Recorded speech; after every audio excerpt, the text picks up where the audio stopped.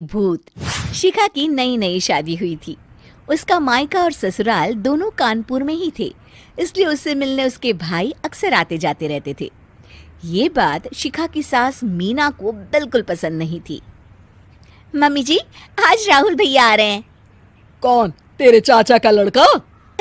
जी mummy जी। अरे पर वो तो दिल्ली में रहता है ना। हाँ मम्मी जी, उन्हें कल सुबह दिल्ली के लिए निकलना है, तो वो आज मुझसे मिलते हुए कल सुबह यहीं से निकल जाएंगे। हमने तो धर्मशाला खोल रखी है ना। कुछ कहा क्या मम्मी जी? मैंने कहा हाँ हाँ, आने दे तेरे भैया को, जमकर खातिरदारी करेंगे। अब तो कुछ करना ही पड़ेगा, इससे पहले कि मेरा घर धर्मशाला बन जाए। ये कैसी बातें कर रही हो मीना? सच ही तो कह रही हूँ। अभी इसकी शादी को साल भर भी नहीं हुआ और आए दिन इसके घर वाले आ धमकते हैं। अरे तो क्या हुआ, वो इसी शहर में रहते हैं तो हाल चाल लेने आ जाते हैं। इस बार मैं उनका हाल और चाल दोनों ही बिगाड़ दूंगी। अब बहुत हो गया जी। अरे ये कैसी बातें कर रही हो, हे भगवान। बस आप तो देखते जाइए। शाम को राहुल आता है। नमस्ते आंटी, कैसे हैं आप लोग? हम लोग तो ठीक है, तुम कैसे हो बेटा? मैं भी अच्छा ही हूँ आंटी। बस आज रात के बाद नहीं रहोगे। चलिए भैया, मैं आपको हमारा घर दिखाती हूँ। रात में खाने के टेबल पर शिखा, रोहित कहीं दिखाई नहीं दे रहा। जी भैया, वो ऑफिस के काम से बाहर गए हैं, कल शाम तक आएंगे। अच्छा अच्छा।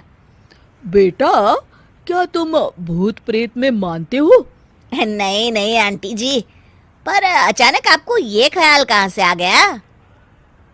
पता नहीं क्यों, कभी कभी मुझे लगता है जैसे रात के समय बैठक में कोई घूमता रहता है। ये आप क्या कह रही हैं मम्मी जी? हाँ, तुम लोग घबरा ना जाओ, इसलिए मैंने आज तक इस बारे में कुछ नहीं कहा।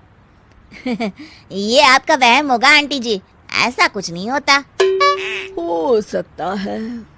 चलो अब मेरा सोने का टाइम हो गया है तो चलती हूँ मैं।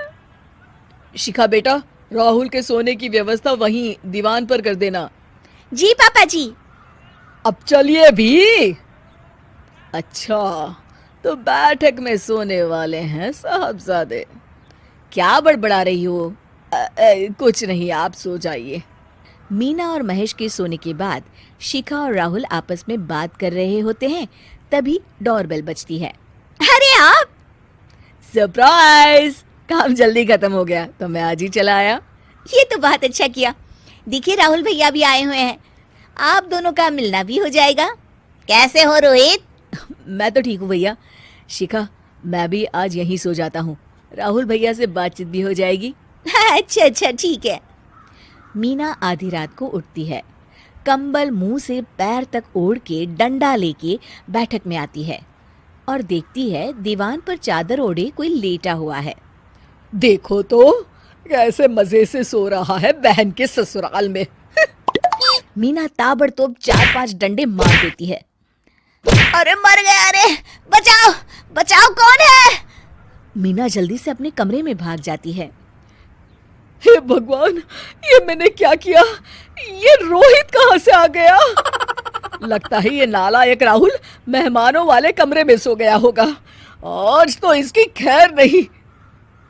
उधर बैठक में, अरे क्या हुआ रोहित? मैं बाथरूम में था, तुम्हारे चिल्लाने की आवाज सुनी। पता है भैया, मैं सो रहा था, अचानक से कोई आकर मुझे डंडे मारने लगा। ये क्या कह रहे हो? लगता है तुम भी आंटी की तरह भूत प्रेत में मानते हो। नहीं नहीं भैया, सच में कोई आया था। मैं तो जा रहा हूँ मेहमानों वाले कमरे में सोने के लिए। इस समय अपने रूम में जाऊंगा तो शिखा की नींद खराब हो जाएगी। ठीक है भाई, जाओ तुम, जहाँ तुम्हारा भूत डंडा लेके ना आ सके। थोड़ी देर बाद मीना कंबल ओढ़ के डंडा लेकर मेहमानों वाले कमरे में पहुंच जाती है। वो बिस्तर पर सोए रोहित को फिर डंडों से मारने लगती है। अरे मर गया, अरे मर गया। तू भूत प्रेत में नहीं मानता ना? ये ले, अब डंडे खा। हैं? ये तो माँ की आवाज है। रोहित कंबल खींच देता है। बेटा तू! अरे ये क्या कर रही हो माँ? मार मार के मेरा भरता बना दिया आपने। हाय, माफ कर दे मेरे लाल, मैंने तो तुझे ही मार मार के लाल कर दिया। मैं तो उस राहुल के बच्चे को सबक सिखाना चाहती थी। राहुल भैया को? हाँ बेटा, मुझे लगा अगर उसे डंडे मारूंगी तो शिखा के मायके वाले यहाँ आना छोड़ देंगे। हे भगवान, माँ, ये घर शिखा का भी है, उसके घर वाले जब चाहे आ सकते हैं।